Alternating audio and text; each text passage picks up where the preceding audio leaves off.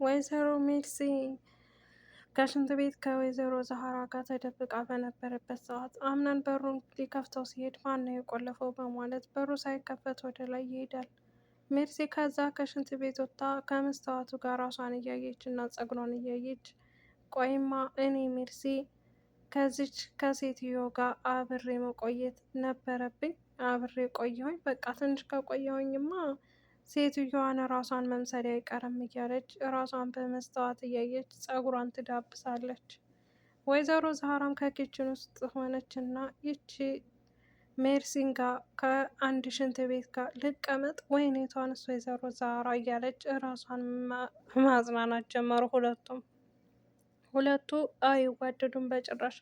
ሜርሲ ክፉና ተንኮለኛ ስለሆነች ወይዘሮ ዛህራ ደግሞ በጣም ደግና ጥሩ ልብ ያላት እናት ናት ማለት ነው። ለሁሉም እናት መሆን የምትችል እናት ዛህራ በጣም የተለየች ሴትና መልካምና አስተዋይ ስለሆነች ሜርሲን ጋር አይዋደዱም።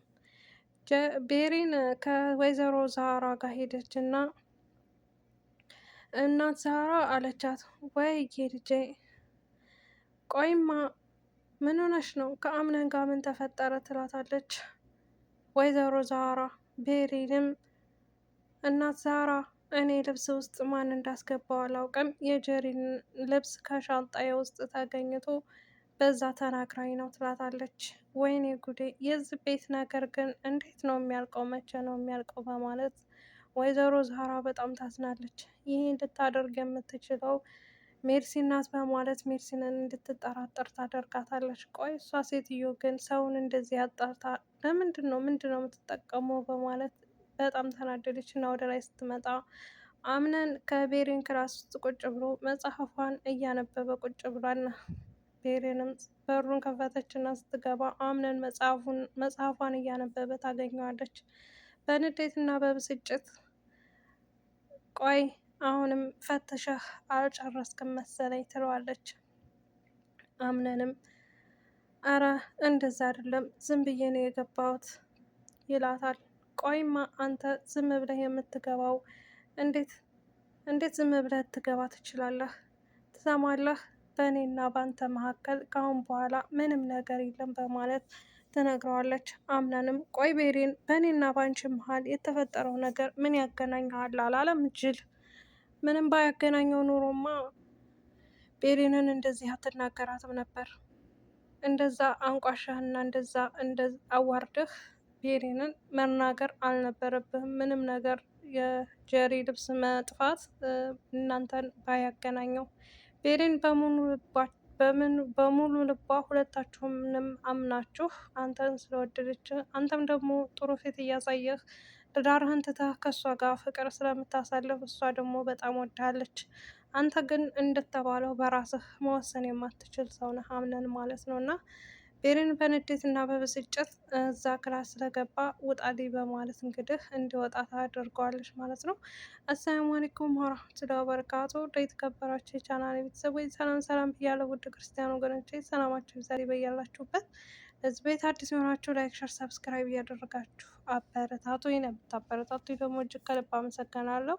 ውድ አድማጭ ተመልካቾቼ እንግዲህ ዛሬ የድር ድራማን ይዤላችሁ መጥቻለሁ። እንግዲህ የድር ድራማ ይዤላችሁ ስመጣ በባለፈው ክፍል እንግዲህ ያቆመው ሜርሲ ከአምነን ጓደኛ ጋር አብራ ስራ ለመስራት በተንኮል እና በክፋት ስትስማማ እንደነበረ ነው ያለቀው ድራማ ማለት ነው። እንግዲህ አምነን በዙሪያ ያሉትን ሰዎች ማጥናትና ማንበብ አለበት።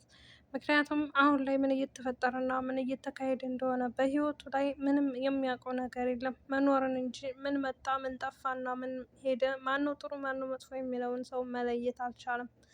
ቤሬን በየዋህነቷና በሞኝነቷ እዛ ቤት አብራቸው በምትኖራቸው ሰዎች ብዙ ግፍ ይደርስባታል። አንድ ጊዜ አንድ ነገር ወስደሻል፣ አንድ ጊዜ ከዚህ ጋር እንደዚህ ያደርገሻል በማለት ሁሉም ሰው መጥፎ ፊትን ቢያሳያትም እሷ ግን በመልካም ነገር መጥፎን ትመልሳለች። ቤሬን ከውጭ ቁጭ ባለችበት ሰዓት ወይዘሮ ሜርሲ መጣችና ቤሬን እንዴት አድረሻል ስትላት ደህና ትላታለች። ምን ነው አንቺስ እንዴት አድረሻ አትይኝም እንዴ በማለት ሜርሲ ቤሪንን ትጠይቃታለች። ቤሪን ሰላም አድረሽ መስሎኝ የተገናኘ ነው በማለት ትመልሳላታለች።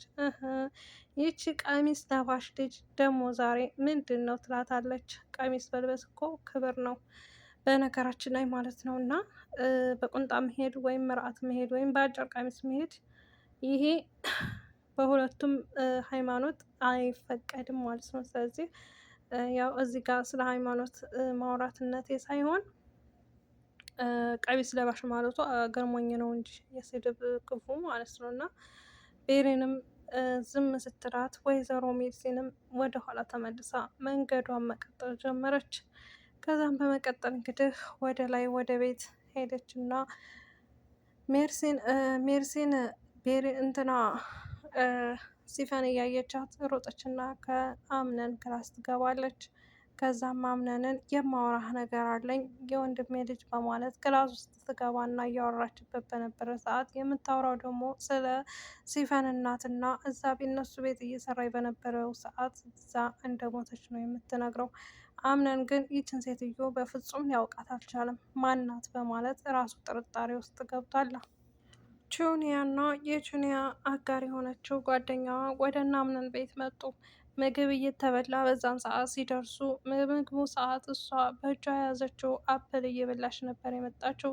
አፕሉን አይታ እንግዲህ ቁጭ በሉና አብራቸውን ምግብ ብሉ በማለት ሲነግሯቸው እንግዲህ ምግብ ለመብላት ቁጭ ብለው ምግቡን ቶቶሎ በምትበላበት ሰዓት አስረው ነው እንደ ለቀቆች በማለት ታሾፍባታለች ሜርሲ። ቆይማ ሴትዮ ምን እያልሽ ነው? እረ እኔ አስረው አልፈቱኝም በማለት ስትጠይቃት አምነን የልጅቷን ጸባይ ስለሚያውቅ ምግብ መብላቷ ምንም አልገረመውም። በሌላው ሰው ብትገረምም እንግዲህ ጁኒያ ከአምነን ጋር ከድርጅቱ ከዝግጅቱ ጋር ማን ማን እንዲገኝ ትፈልጋለህ ብላ በጠየቀችው ሰዓት አምነንም አንዳንድ ሰዎች ቢገኙ ጥሩ ነው፣ ሌላውን አንቺ ታውቂያለሽ በማለት ይነግራታል። ጁኒያም እሽ በቃ ችግር የለውም በማለት ሀሳባቸውን ተቀያይረው ስራ ከሌለሽ እና ከሰዓት ስራ ማትገቡ ከሆነ ከኛ ጋር አብራችሁ መዋል ትችላላችሁ ብለዋቸው ስለነበረ ጁኒያም ከቤሪን ክላስ የጁኒያም ጓደኛ የሆነችው ደግሞ ከውጭ ቁጭ ባሉበት ሰዓት ሙዝ እያነሳች ስትበላ ቤሪን በጣም ትስቃለች። በቃ በጣም ደስ የምትይ ልጅ እና በጣም የምታስቅ ልጅ ነሽ ትላታለች። ቆይማ አንቺ ግን እንዴት ነው እንደዚህ ወንሹ በማለት እንግዲህ እያወሩ በነበረበት ሰዓት ቆይማ ሰዎች ምግብ በላሽ ይሉኛል፣ ቆይማ የሰው ልጅ አለ ምግብ መኖር ይችላል እንዴ በማለት ትጠይቃታለች ቤሪንን። አይ የሰው ልጅ አለ ምግብ መኖር አይችልም በማለት ስትመልስላት ሙዙን እያነሳች ቶቶሎ ትባላለች። ቤሪንን በዛ አጋጣሚ በጣም ትስቃለች። ሰዎቹ ስለ መብላቴ እና አበላሌ በጣም ተገርመውብኛል ስትላት አይ አልተገረሙብሽም በማለት ደግሞ ያች ሴትዮ በጣም ተገርማብኛለች። ሜርሲ?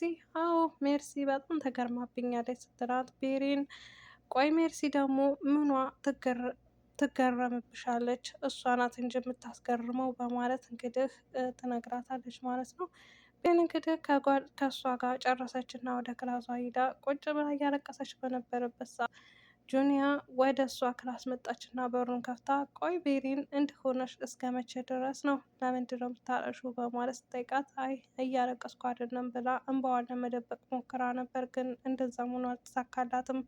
ቆይ እስኪ በህይወትሽ አንቺ ደስተኛ ነሽ ብላ ስትጠይቃት አዎ በማለት ትመልስላታለች። ግን ደግሞ እኔ እናቴን ትውስታና የእናቴን ሁለ ነገሩን እዛ ቤት ስለተቃጠለብኝ እናቴን ስለማላቃት በምን አይነት መንገድ እና እንዴት መፈለግ እንዳለብኝ እንዴት እንደማገኝ ግራ ገብቶኛል በማለት ትመልስላታለች። ጁኒያን በጣም ታዝንና ስለ ራሷ ታሪክ እስኪ ንገሪ በማለት ታሪኳን ትነግራታለች። ታሪኳ እንግዲህ ጎዳና እንደነበረች እንደዚሁም ደግሞ ምግብ እንደራባት እና ትምህርት እንዳልተማረች ስትነግራት ቤሪን በጣም ታዝናለች። አምነን ከዛ መንገድ አንስቶና ከዛ ህይወት አውጥቶ እዚያ ያደረሳት አምነን በጥሩ ልቡና በመልካምነቱ እንደሆነ ትነግራታለች። ቤሪንም በጣም ትደሰትና እንግዲህ ትስቃለች። እንግዲህ ውድ ቤተሰቦች የዛሬ ቪዲዮ ይህንን ይመስል ነበር። በጣም ደክሞኛል። ለነበረን ቆይታ እጅግ ከልብ ነው የማመሰግነው። በያላችሁበት ሰላማችሁ ብዝት ይበልልኝ። ቪዲዮዬን እስከ መጨረሻው በማየት ላይክ፣ ሸር፣ ሰብስክራይብ አድርጉኝ፣ አበረታቱኝ። የምታበረታቱኝ ደግሞ እጅግ ከልብ ነው የማመሰግነው። ኑሩልኝ። በጣም እወዳችኋለሁ፣ አከብራችኋለሁ። መልካም ምሽት ይሆንላችሁ።